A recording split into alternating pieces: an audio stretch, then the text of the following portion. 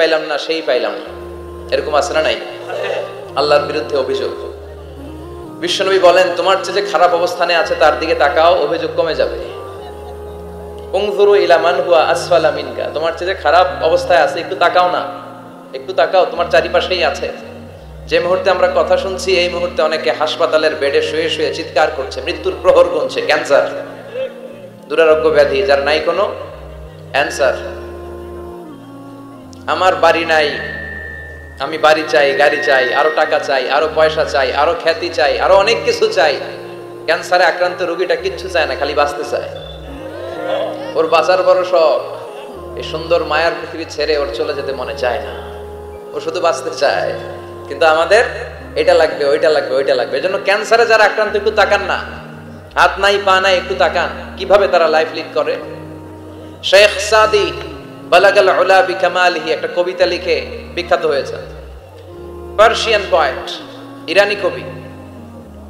ওনার আর্থিক দৈন্যতা যাচ্ছিল, কিছুদিন ধরে ওনার আর্থিক কিছু সমস্যা, টাকা পয়সা নাই, ফলে ওনার জুতা ছিঁড়ে গিয়েছে, পায়ে জুতা নাই, খালি পায়ে হাঁটে। আর মনে বড় আফসোস, মনে বড় দুঃখ, আমি এত বড় কবি, আমার পায়ে জুতা নাই, আমার পায়ে কি নাই। তো একবার ঘর থেকে বের হয়ে দেখে একটা লোক ভিক্ষা করে খাচ্ছে, ওর দুইটা পাই নাই। শেখ সাদির কি নাই? ভিক্ষুকের কি নাই? ভিক্ষুকের দশা দেখে সেজদায় পড়ে গিয়েছে, সেজদায় লুটিয়ে পড়ে আল্লাহর বলে, আল্লাহ শুকর, আলহামদুলিল্লাহ বেশ ভালো আছি। এজন্য উনজুর ইলা মান হুয়া আসফালা মিনকা, তোমার চেয়ে যে খারাপ অবস্থানে আছে তার দিকে তাকাও। ঋণের বোঝা কাঁধে এত বেশি, প্রতিদিন বাড়িওয়ালা এসে তাড়া করে, ভাড়া দিতে পারে না, এরকম লোক আছে না নাই? গ্যাসের বিল দিতে পারে না, বিদ্যুতের বিল দিতে পারে না, স্ত্রীকে একটা শাড়ি কিনে দিতে পারে না, বাচ্চাদের 3 মাসের 4 মাসের বেতন ভাড়া জমা হয়ে আছে, দিতে পারে না। কত সুখে আছি আমরা, কত শান্তিতে আছি আমরা, শুকর গুজার হতে চাই না, শুধু অভিযোগ আর অভিযোগ। আল্লাহ বলে অভিযোগ বাদ দিয়ে দাও। বিশ্বনবী বলেন, তোমার চেয়ে যে খারাপ অবস্থানে আছে একটু ওইদিকে তাকাও, তাহলে দেখবে তুমি অনেক ভালো আছো। এজন্য সব সময় সুখে দুঃখে সর্বাবস্থায় আমরা প্রশংসা করবো একজনের, তিনি কে? আর প্রশংসা করলে নেয়ামত বাড়ায় দেয় কে? আর প্রশংসা না করলে শাস্তির জন্য অপেক্ষা করতে হবে। যাহারাল ফাসাদু ফিল বাররি ওয়াল বাহরি বিমা কাসাবাত আইদিন নাস, জলে স্থলে যে জলোচ্ছ্বাস, ভূমিকম্প, অগ্নিকাণ্ড, খরা, দুর্ভিক্ষ এগুলো চলে, এই মহামারী, নানা ধরনের নতুন রোগ, এগুলো আমাদের হাতের কামাই।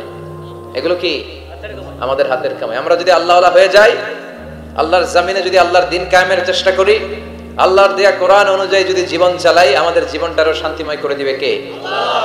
আমাদের ধর্মের নামই তো শান্তি। ধর্মের নাম কি? ইসলাম। ইসলাম মানে কি? বিশ্বনবী রাজা বাদশাদের কাছে যখন চিঠি লিখতেন, তিনি প্রথমে শান্তির কথা শোনাতেন। সুবহানাল্লাহ পড়েন। দেখেন কত সুন্দর ধর্ম। আর আমাদেরকে ওরা শান্তি শিখায়, আমাদেরকে মানবাধিকার শিখায়, মানবাধিকারের কথা, শান্তির কথা মানায় একজনের মুখে, তিনি হচ্ছেন মুহাম্মদ সাল্লাল্লাহু আলাইহি। অনুপ্রেরণাদায়ক এই দুইটা সূরা, অনুপ্রেরণাদায়ক। ফাইন্না মাআল উসরি ইউসরা, আল্লাহ বলেছেন ফাইন্না মাআল উসরি ইউসরা, কষ্টের পরেই আছে সুখ, কষ্টের পরেই আছে সুখ। আমাদের জীবনে সুখ বেশি, কষ্ট কম। কয়দিন না খেয়েছিলাম, কয়দিন বিপদে পড়ছি, কয়দিন ডাকাইতে ধরছে, 1 মাসের মধ্যে অসুস্থ থাকি কয়দিন, আর সুস্থ থাকি কয়দিন, এটা হিসাব করে না। অসুস্থ যে ছিল খালি এটা খেয়াল রাখে, আছে না নাই?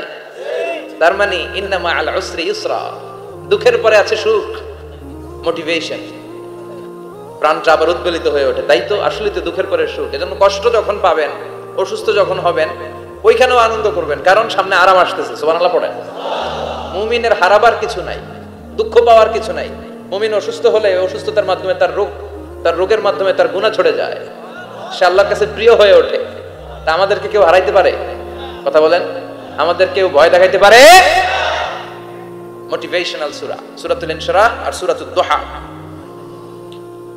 এখানে অনেক হিউজ মোটিভেশন আছে। যারা হতাশ, যাদের জীবন ভাল লাগে না, মরে যেতে মনে চায়, গার্লফ্রেন্ড গালি দিছে, আছে না নাই? আবার বয়ফ্রেন্ড গার্লফ্রেন্ডের গালি দিছে, এ ওড়না পেঁচায়া ফ্যানের মধ্যে ঝুলে আত্মহত্যা করে। কত বড় পাগল, তুই মরলি কেন? গালি দিছে তো কি হয়েছে? হ্যাঁ, বুঝতে চায় না, হতাশ হয়ে যায়। আর বয়স কম তো, ইচড়ে পাকা, অল্পতে কাবু হয়ে যায়। এই সূরাগুলো পড়ে না, এখানে আশার বাণী আছে। আজকে আমি জানি কথা শোনাবো আপনাদেরকে, শুরুতে আগে সংক্ষেপে বলে দিই। এই সূরার মূল কথা হচ্ছে, মানে সেন্ট্রাল থিম বা সাবজেক্ট ম্যাটার, সূরাতুদ দুহার কেন্দ্রীয় আলোচ্য বিষয় হচ্ছে নিরাশ হবেন না, হতাশ হবেন না, হাল ছাড়বেন না, ভরসা রাখবেন কার উপর? মুমিনরা নিরাশ হয়, হতাশ হয়, হাল ছাড়ে নাকি ভরসা রাখে? কার উপর ভরসা? কার উপর? না নৌকার উপর? ধানের শীষ, নাঙ্গল, হাত পাখা, দাড়িপাল্লা, ভরসা থাকবে একজনের উপর। চিল্লায় বলেন তিনি কে? Never be sad, never lose hope. Every time you feel like you cannot go on, you feel so lost that you are so alone. Don't despair and never lose hope, 'cause Allah is always by your side. Insha'Allah, Insha'Allah, Insha'Allah, you'll find your way. Insha'Allah, Insha'Allah, Insha'Allah, you'll find your way. Every time you feel like you cannot go on, you feel so lost that you are so alone. Don't despair and never lose hope, 'cause Allah is always by your side. Insha'Allah, Insha'Allah, Insha'Allah, you'll find a way. Insha'Allah, Insha'Allah, Insha'Allah, you'll find a way. ঠিক কি না? কি সুন্দর nasheed. Never lose hope, you will find your way. তুমি তোমার পথ খুঁজে পাবে। আমাদেরকে পথ দেখায় কে? আল্লাহ। এজন্য সূরাতুদ দুহার কেন্দ্রীয় আলোচ্য বিষয় হচ্ছে হতাশ হওয়া যাবে না, নিরাশ হওয়া যাবে না, হাল ছাড়া যাবে না, ভরসা রাখতে হবে একজনের উপরে। চিৎকার করে বলেন তিনি কে? হতাশ যারা, ফ্রাস্ট্রেটেড আপসেট পিপল, তাদের জন্য, হতাশ ব্যক্তিদের জন্য এই সূরাটা একটা আলোক বর্তিকা, একটা আলোর মশাল। এই সূরাটা পড়লেই হতাশ ব্যক্তিরা মনে শান্তি পায়, আশা ফিরে পায়, দিক ফিরে পায়। ঠিক কিনা?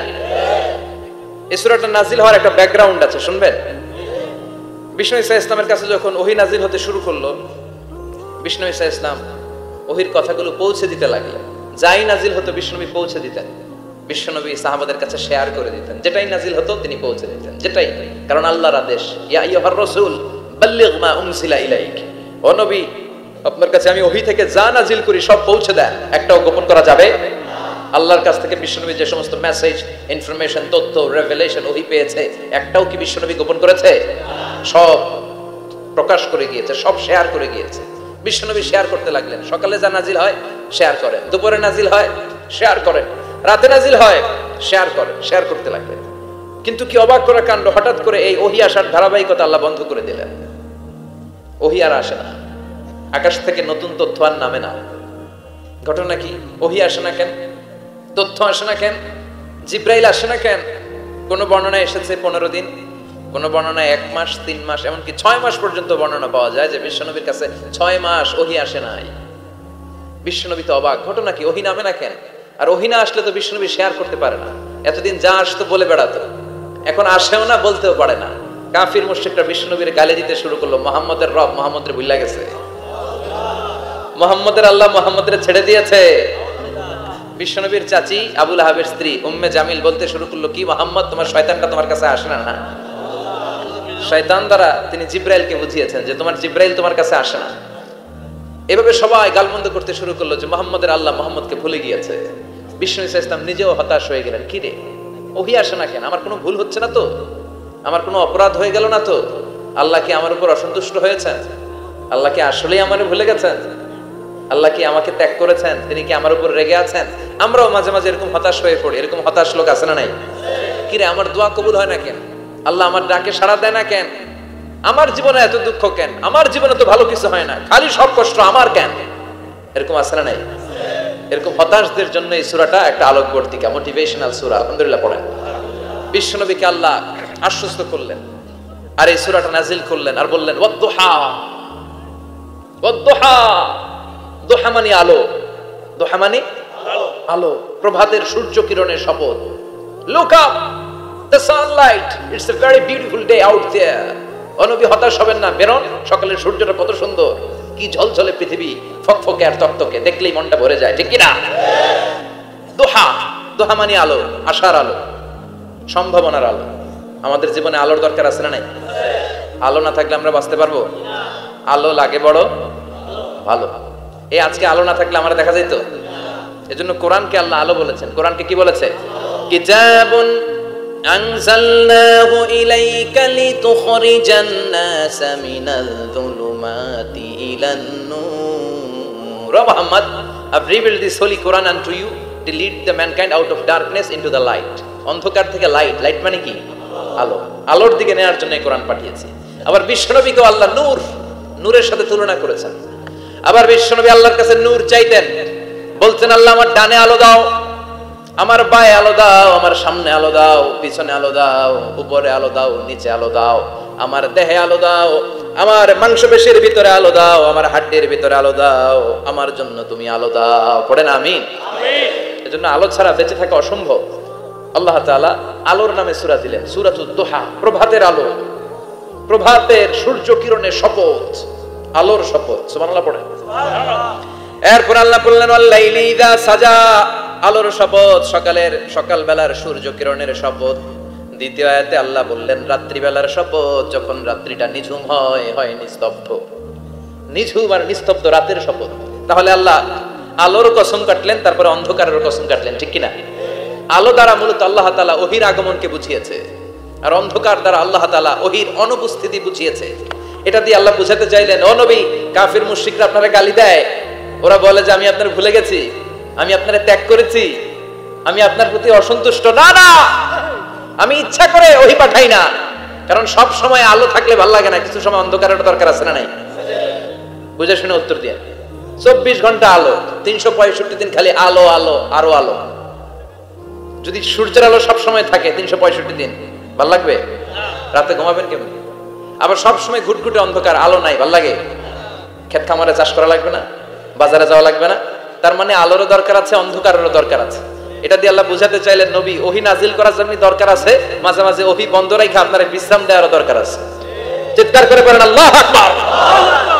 এজন্য আল্লাহ বললেন ওয়াদ-দুহা ওয়াল-লাইলি ইযা সাজা মা ওয়াদ্দা'আকা রাব্বুকা ওয়া মা ক্বালা ওয়ালাল আখিরাতু খায়রুল লাকা মিনাল উলা। সুবহানাল্লাহ পড়েন। ও নবী, প্রভাতের সূর্য কিরণের শপথ, নিঝুম নিস্তব্ধ রাত্রিবেলার শপথ, আলো আর অন্ধকারের শপথ করে আমি বললাম আপনার প্রভু আপনারে ভুলে যায় নাই, আপনার উপর অসন্তুষ্ট হয় নাই। আমি আল্লাহ ইচ্ছা করে ওহী বন্ধ রেখেছি, কারণ ওহীর একটা পাওয়ার আছে, বারবার ওহী রিসিভ করলে আপনার স্নায়ু এটা সহ্য করতে পারবে না, আপনার দেহ এটারে বরদাস্ত করতে পারবে না। নবী, আমি আপনার প্রতি এত রহম দিল, এত ভালোবাসি, বারবার ওহী নিতে নিতে আপনার যে কষ্ট হয়, এই কষ্টটা আমার আল্লাহর সহ্য হয় না। এজন্য আমি আল্লাহ ইচ্ছা করে কিছুদিন ওহী বন্ধ রাখছি। সুবহানাল্লাহ পড়েন। তার মানে এই নয় যে আমি আপনারে ভুলে গিয়েছি, আমি আপনারে ছেড়ে দিয়েছি। আরে নবী, আমি তো আমার নামের সাথে আপনার নামকে জুড়ে দিয়েছি। লা ইলাহা ইল্লাল্লাহ মুহাম্মাদুর, যেখানে আমার আল্লাহর নাম সেখানে বিশ্বনবীর নাম আছে না নাই? আযান যখন দেই আল্লাহু আকবারের পরে বিশ্বনবীর নাম আছে না নাই? একামতে আছে না নাই? আবার আল্লাহর জন্য যখন সালাত আদায় করি শেষ বৈঠকে বিশ্বনবীর উপর দুরূদ আছে না নাই? রাফা'না লাকা যিকরাক, ও নবী, আপনার নামকে আমি অনেক উপরে তুলে ধরেছি, আমার নাম যেখানে আপনার নাম ওইখানে, গোটা বিশ্বব্যাপী আপনার নাম ছড়ায় যাবে। ওরা আপনারে গালি দেয় কবি বলে, ওরা গালি দেয় গণক বলে, ওরা বলে আপনি আফতার, লেস কাটা। আসলে যারা আপনারে গালি দেয় ওরাই লেস কাটা। ওরা আপনারে বলে আপনি নির্বংশ, আপনার ছেলেগুলো বেঁচে নাই, মেয়ে বেঁচে আছে, আপনার নাম নেয়ার কেউ থাকবে না। ওই আবু জাহেল, উতবা, সাইবা, ওদের নাম নেয়ার কেউ থাকবে না। আপনি লেস কাটা নন, আপনি নির্বংশ নন। ইন্না শানিয়াকা, চিল্লায় বলেন ইন্না শানিয়াকা। যারা আপনারা গালি দেয়, যারা আপনারা নিয়ে কটু কথা বলে, ওরাই লেস কাটা, ওরাই নির্বংশ। ওদের বংশকে আমি আল্লাহই নির্বংশ করে ছাড়ি। চিল্লায় বলেন ঠিক কি না? ও নবী, মা ওয়াদ্দা'আকা রাব্বুকা ওয়া মা ক্বালা, আপনার রব আপনারে পরিত্যাগ করে নাই, আপনারে ভুলে যায় নাই, আপনারে ছেড়ে দেয় নাই। আপনার রব ইচ্ছা করেই ওহী নাজিল বন্ধ করে রেখেছে। আমি ইচ্ছা করেই আপনারে প্রেসার দিতে চাই নাই গো নবী, কারণ ওহি রিসিভ করা অনেক কঠিন, এটা আস্তে আস্তে আপনি অভ্যস্ত হবেন। সুবহানাল্লাহ পড়ে। ওহির একটা পাওয়ার আছে না নাই? আমরা তো কি মজায় মজায় কোরআন পাইছি, এই যে কি সুন্দর কোরআন নিয়ে বসে পড়ি, তাফসীর করি, কি মজার কোরআন। আহা, এই কোরআনটা রিসিভ করতে যে বিশ্বনবীর কত কষ্ট হয়েছে। এই কোরআনকে আল্লাহ বলেছেন এটা কাওলান সাকিলা, very heavy and weighty word, এটা অনেক ওজনওয়ালা কথা। ইন্না সানুলকি আলাইকা কাওলান, এটার অনেক ওজন। এই কোরআনটা যদি পাহাড়ের উপরে নাজিল করা হতো, পাহাড়গুলো দুমড়ে মুচড়ে ভেঙে টুকরো টুকরো হয়ে খান খান হয়ে যেত, ঠিক কি না? এত কঠিন বানিয়ে এটা। ও নবী, আমি আলোর সাথে ওহির মিল ঘটিয়েছি, আলো দিয়ে ওহিকে বুঝিয়েছি। সূর্যের যেমনি কিরণ আছে, তেজ আছে, এই ওহিরও একটা তেজ আছে। এই তেজ, এই কিরণ আপনি সব সময় সহ্য করতে পারবেন না। এজন্য আমি ইচ্ছা করে কিছুদিন ওহি নাজিল করা বন্ধ করে রেখেছি। সুবহানাল্লাহ পড়েন। ইচ্ছে করে আমি নাজিল করি নাই, সব সময় নাজিল হলে আপনার ভালো লাগতো না। বুখারীর বর্ণনা, আয়েশা বলতেন শীতের রাতে, কনকনে মাঘ মাসের শীতের রাতে যখন বিশ্বনবীর উপর কোরআনের আয়াত নাজিল হতো, বিশ্বনবী ঘেমে ঘেমে একাকার হয়ে যেতে। হাত্তা লা ইয়াতাফাসসাদু জাবিনুহু আরাকান, বিশ্বনবীর দাড়ি আর থুতনি বেয়ে ঝরঝর করে পানি পড়তো। আমরা কম্বল গায়ে দিয়ে থাকি আর বিশ্বনবী ঘামে। সুবহানাল্লাহ কইবেন না? এটা কাওলান সাকিলা, অনেক ওজনওয়ালা কথা। আবার বিশ্বনবী যখন ওটের উপরে বসে থাকা অবস্থায় কোরআনের আয়াত নাজিল হতো, ওটের বুকটা মুহূর্তের মধ্যে বালুর মধ্যে, জমিনের মধ্যে লেগে যেত। ঘোড়ায় চড়া অবস্থায় বিশ্বনবীর কাছে যখন কোরআন নাজিল হতো, ঘোড়ার পা গুলো মরুভূমির বালুতে দেবে যেত। মাঝে মাঝে বিশ্বনবী সাহাবাদের রানের উপরে, পায়ের উপরে মাথা দিয়ে শুয়ে পড়তেন, ক্লান্ত শ্রান্ত। যায়েদ বিন হারেসা, বিশ্বনবীর পালক পুত্র, তার পায়ের উপরে মাথা রেখে বিশ্বনবী একবার কথা বলতে বলতে ঘুমিয়ে পড়লেন। ঘন্টাখানিক ঘুমালেন। যায়েদ বিন হারেসা বলে, আমার কাছে তেমন কোনো কষ্টই হচ্ছে না, বিশ্বনবীর মাথাটা খুব বেশি ওজন মনে হচ্ছে না। ঘন্টাখানিক পর বিশ্বনবী চোখ খুললেন, আর খোলা মাত্রই ওনার উপর ওহী কোরআনের আয়াত নাজিল করতে শুরু করলো। কে? যায়েদ বিন হারেসা বলে, যখনই কোরআনের আয়াত নাজিল হতে শুরু করলো, আমার মনে হচ্ছে বিশ্বনবীর মাথাটা 50-60 কেজি ওজন বেড়ে গিয়েছে। বিশ্বনবীর মাথার ওজনে আমার পায়ের রান ফেটে যাবে, আমার পায়ের হাড্ডি ফেটে যাবে, আমার পাটা ভেঙে খান খান হয়ে যাবে মনে হচ্ছিল। তার মানে কোরআনের আয়াত যখন নাজিল হয়, বিশ্বনবীর উপর একটা প্রেসার আছে না নাই? এজন্য আল্লাহ বললেন, নবী আমি আপনার ভুলে যাই নাই। কাফেররা যেমনি আপনারে গালি দেয় যে আমি আপনারে ভুলে গিয়েছি, আপনার উপর আমি অসন্তুষ্ট, নেভার, অসম্ভব। আমি আপনার উপর কখনো অসন্তুষ্ট নই, বরং আমি ইচ্ছা করি আপনার উপর থেকে প্রেসার কমিয়ে দেওয়ার জন্য কয়েকদিন ইচ্ছা করে আপনার ছুটিতে রাখছি। সুবহানাল্লাহ পড়েন, যাতে করে আবার এনার্জি গায়ে নেওয়ার পরে নতুন করে কোরআনের আয়াত রিসিভ করার জন্য আপনি সক্ষম হন। চিল্লায় পড়তে হবে আল্লাহু আকবার। এজন্য আল্লাহ বললেন, ওয়াদ-দুহা ওয়াল-লাইলি ইযা সাজা মা ওয়াদ্দা'আকা রাব্বুকা ওয়া মা ক্বালা ওয়ালাল আখিরাতু খায়রুল লাকা মিনাল উলা। এরপর আল্লাহ বললেন, নবী ওয়ালাল আখিরাতু খায়রুল লাকা মিনাল উলা, and verily indeed the hereafter is far better for you than this dunya. এই দুনিয়ার চেয়ে আপনার জন্য আখিরাতটা অনেক দামি। খায়রুল লাকা মিনাল উলা, এই দুনিয়ার চেয়ে আখিরাতটা অনেক শ্রেষ্ঠ। এক আল্লাহ বললেন দুনিয়ার চেয়ে আখিরাত শ্রেষ্ঠ, আর এক আয়াতে আল্লাহ বললেন দুনিয়ার চেয়ে আখিরাত হলো স্থায়ী, ঠিক কি না? বাল তু'থিরুনাল হায়াতাদ দুনিয়া ওয়াল আখিরাতু খায়রুন ওয়া আবাকা। তোমরা দুনিয়ার জীবন নিয়ে পাগল পাড়া হয়ে থাকো, আল্লাহ বললেন দুনিয়ার জীবনের চাইতে আখিরাতের জীবন শ্রেষ্ঠ এবং স্থায়ী, ঠিক কি না? কার কথা? দুনিয়া স্থায়ী না আখিরাত স্থায়ী? দুনিয়া শ্রেষ্ঠ না আখিরাত শ্রেষ্ঠ? কিন্তু আমরা কোনটার পিছনে দৌড়াই? খালি দুনিয়া দুনিয়া। দুনিয়া কে মজা লে লো, দুনিয়া তোমারি হ্যায়, কিন্তু জান্নাত কে মজা লে লো, জান্নাত তোমারি হ্যায়, ওইটা কয় না? আছে না নাই? দুনিয়ার পেছনে পাগল হয়ে আমরা পড়ে থাকি। এই দুনিয়ার জীবনটা একটা মায়াজাল, এটা একটা মরিচিকা। এই মরিচিকা, এই ধোঁকা, এই লালসা আর এই মায়াজালের পেছনে আমরা ছুটছি। ছুটতে ছুটতে হুট করে একবার কবরের ভিতরে ঢুকতে হবে। কথা বলেন, তখন আমাদের টনক নড়বে। এজন্য দুনিয়া মুমিনদের জন্য শ্রেষ্ঠ আর স্থায়ী জায়গা নয়। মুমিনের আসল জায়গা হচ্ছে আখিরাত। মুমিনের শান্তি আর কল্যাণের জায়গা হচ্ছে আখিরাত। জান্নাত হচ্ছে মুমিনের শেষ ঠিকানা। চিৎকার করে বলেন ঠিক কি না? সেটাই বিশ্বনবী বললেন, নবী কাফির মুশরিকদের কথা আপনি কান দিবেন না, ওদের কথায় হতাশ হবেন না, নিরাশ হবেন না, হাল ছাড়বেন না, ভরসা রাখবেন কার উপর? কারণ ওয়ালাল আখিরাতু খায়রুল লাকা মিনাল উলা। এই দুনিয়ার জীবন ক্ষণস্থায়ী জীবন, চিরকালীন জীবন হলো আখিরাত। নবীরে কিভাবে আশ্বাস দিতেছে দেখছেন, অ্যাসিউরেন্স করতেছে, কনফার্মেশন। এই সূরাটা যে শান্তির সূরা, মোটিভেশনের সূরা, অনুপ্রেরণার সূরা, ইন্সপাইরেশন যে জায়গায়, প্রতিটা আয়াতে আপনি ইন্সপাইরেশন পাবেন, তো প্রতিটা আয়াতে আপনি উজ্জীবিত হবেন, সজীব হবেন।